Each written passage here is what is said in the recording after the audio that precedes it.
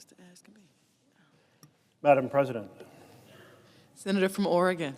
I ask unanimous consent to complete my remarks before we break for the vote. Without objection. Thank you.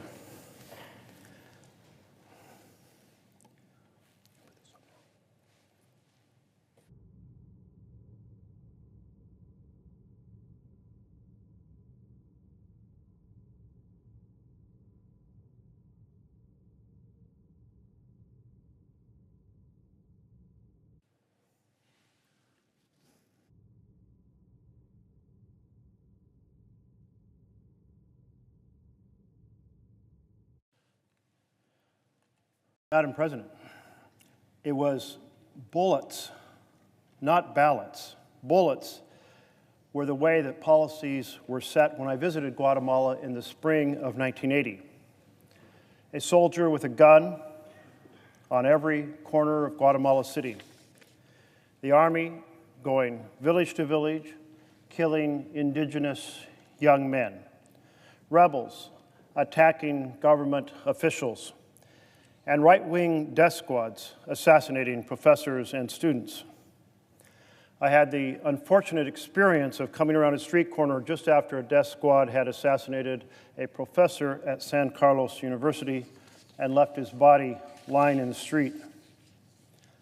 Well, 4 decades ago, that's a long time ago, and fortunately, Guatemala has come a long way since I visited as a young man. Now the battles over the country's future are being fought not with bullets, but with ballots. But maintaining the integrity of balloting, the peaceful transfer of power, which are the hallmarks, the foundations of representative democracy, is not inevitable. And in Guatemala, the system is being stressed. In Guatemala, the system is being tested. The ballot box is beautiful because it creates the opportunity for citizens to call on their leaders to change direction, actually to select leaders who are calling for a change in direction. If the government isn't serving the people can change the government. And every now and then, one of these elections is particularly exciting. And Guatemala's recent presidential election has certainly been exciting. The current Guatemalan government is mostly a government by and for the powerful, rather than by and for the people. And the powerful blocked several candidates that they didn't want as the next president from even running in the election. But one person they didn't stop was Bernardo Arevalo and his Semilla, or Seed Movement Party.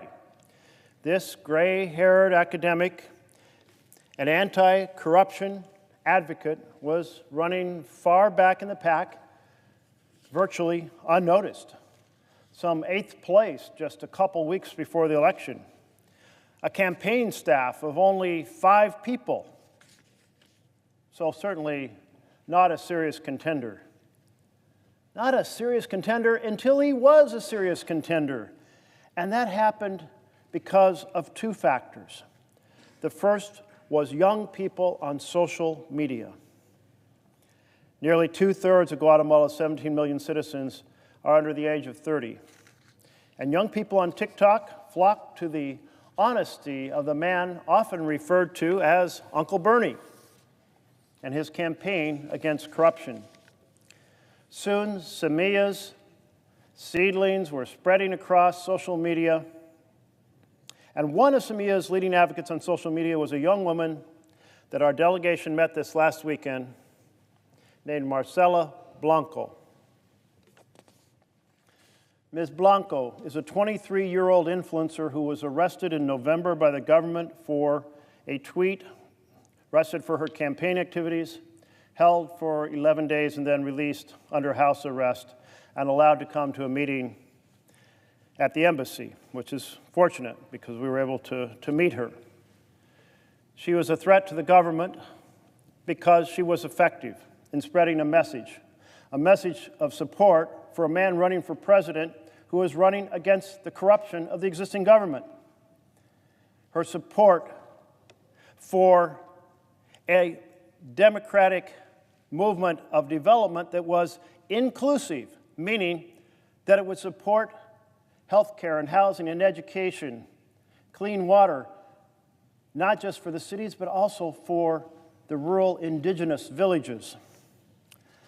Well, when that first round of presidential balloting was held on June 25th, Mr. Arevalo came in second, which in the Guatemala system is very important because first and second place have a runoff, assuming nobody got a majority in the first round.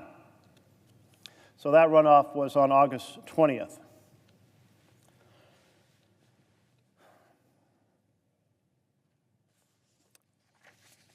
In August election, that first and the second round, Mr. Arevalo didn't just barely win. He won by more than 60% of the vote, defeating the establishment candidate, Sandra Torres. So a 20% victory is pretty powerful message being sent from the people about who they want to guide them into the future.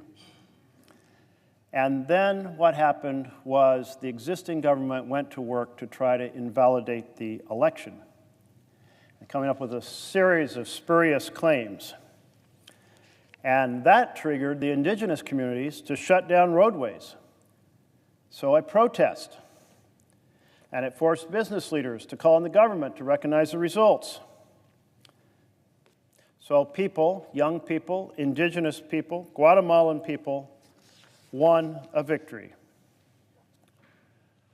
But they only won a victory if they can keep it. And Mr. Arevalo was here in Washington, D.C. to talk about his upcoming service that would start in January 14th of next year. And he noted that he was still under intense attack, both him and his vice president, and he wasn't sure if he'd ever make it to be installed as president. So a couple of us asked him whether it would be helpful to show that the United States was standing for the ballot box, standing for the peaceful transfer of power to come down before the election. And so a group of us went down this last weekend, led by Senator Tim Kaine, who is the chair of the subcommittee on Latin America for the Foreign Relations Committee. And we were accompanied by Senator Butler, who is in the chair right now. And I gather this was her first congressional delegation. And by Senator Dick Durbin and myself, and then two members of the House who are themselves of Guatemalan descent, which was enormously powerful. So we advocated there in Guatemala to maintain the recognition of this election, which had a huge amount of oversight, which was certainly conducted with integrity, and to ensure that there was a peaceful transfer of power on January 14th. But in the morning, on Saturday morning, as we were meeting with members of the President's cabinet, and they were telling us everything's just fine, one member of the cabinet who was not there, which was the Attorney General, was preparing to release a statement that afternoon. And that statement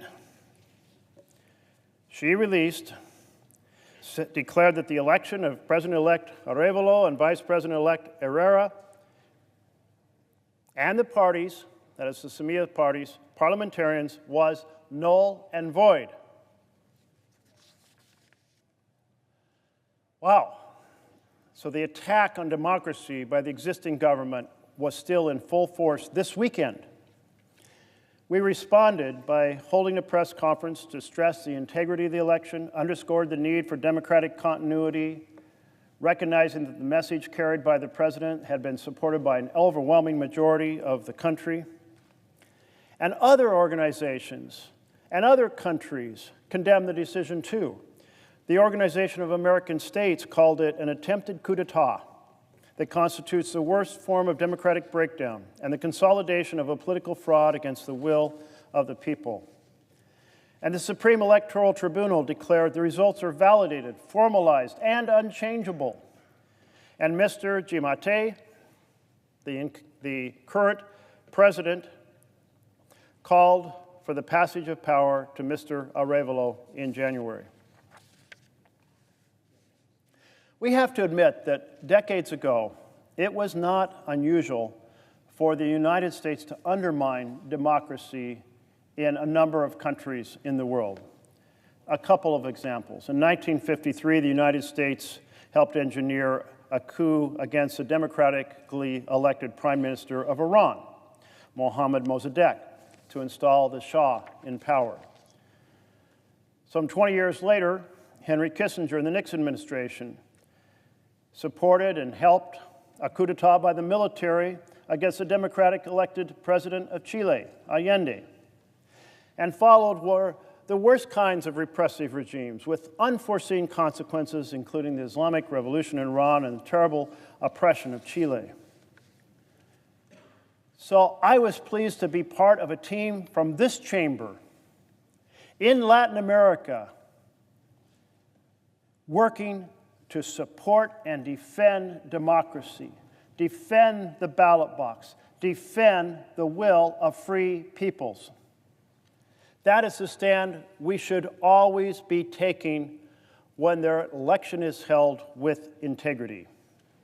And right now it's important that the United States and the international community continue to stand arm in arm with the people of Guatemala, arm in arm with President-elect Arevalo, arm in arm with Vice President-elect Herrera, and their campaign for democracy, their campaign for the rule of law.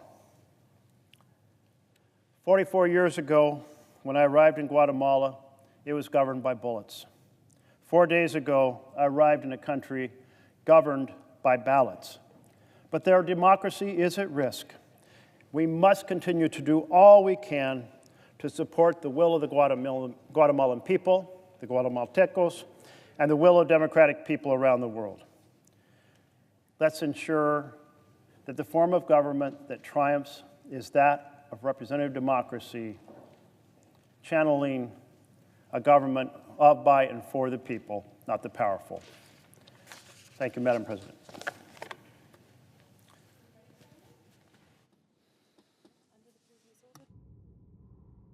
Under the previous order, the question is on the nomination.